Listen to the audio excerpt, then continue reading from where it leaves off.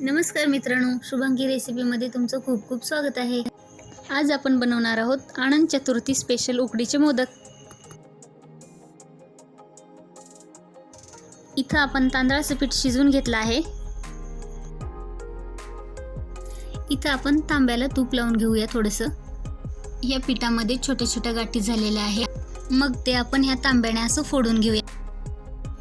ह्या पिठाला आपण हाताने मस्त असं मळून घेऊ। इथं मी खोबरं किसून घेते। याच्या पुढची आपण प्रोसेस इथं कढईमध्ये 1 चमचा तूप घालून घेऊन आणि हे किसलेलं खोबरं आपण याच्यामध्ये घालू।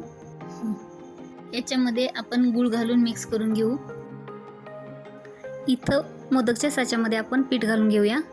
त्याच्यानंतर ते आपण केलेलं मिश्रण घालूया। वरून अजून थोडंसं आपण त्याला पीठ लावूया। तर इथं तुम्ही बघू शकता तयार झाला आपला मोदक। इथं आपण मोदक उकडायला ठेवलेले आहेत। तर तुम्ही इथं बघू शकता हा आपला मोदक खूप सुंदर दिसतो। तर तुम्हाला ही माझी रेसिपी कशी वाटली ते तुम्ही मला कमेंटमध्ये